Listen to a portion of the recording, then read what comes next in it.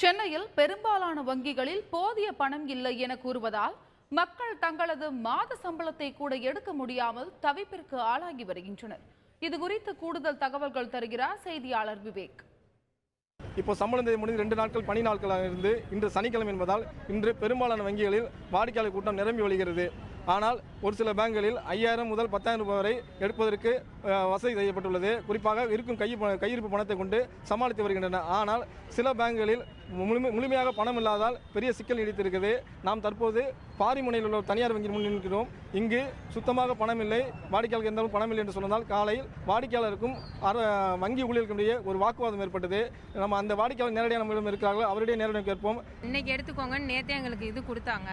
அது இன்றைக்கி வந்து டோக்கன் கொடுத்தா இன்றைக்கி காசே வரவே இல்லை. பேங்க்குக்கு 11 o'clock போல் கால் பண்ணுங்கன்றாங்க. இதே 3 நாளாக நாங்கள் வந்துட்டுருக்கோம். காசு சுத்தமாக இல்லை. 1ஆம் தேதினால எதுவுமே எடுக்க முடியல. சேலரிலாம் எடுக்கவே முடியலை. ரொம்ப கஷ்டமாக இருக்குது. எந்த ஏடிஎம் போனாலும் ஏடிஎம்மில் கூட அவுட் ஆஃப் கேஷ் தான். எல்லா இடத்துலையும் சுற்றி பார்க்குறோம். எந்த ஏடிஎம் அவுட் ஆஃப் ஆர்டராக இருக்குது. நாங்கள் எப்படி எடுக்கிறது சொல்கிறேங்க? வீட்டில் எல்லாம் நிறைய கமிட்மெண்ட்டு. வீட்டில் ஃபேமிலிஸு, வாடகை தரணும், கரண்ட் பில்லு காட்டணும், எல்லாத்துக்கும் நாங்கள் இந்த இடத்துக்கு காட்டணும். எப்படி நாங்கள் செய்கிறது? ஒரு இதுக்கு எவ்வளோ நாங்கள் கஷ்டப்படுறது சொல்லுங்கள். எங்கள் காசை போட்டு வச்சுட்டு நாங்கள் எடுத்து யூஸ் பண்ண முடியாமல் நிலைமையில் இருக்குது.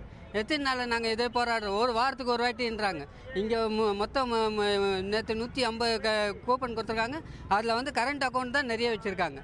அப்போ சேவிங் அக்கௌண்ட் வேலை செய்கிறவங்களும் அவங்களுக்கு கிடையாது காசு.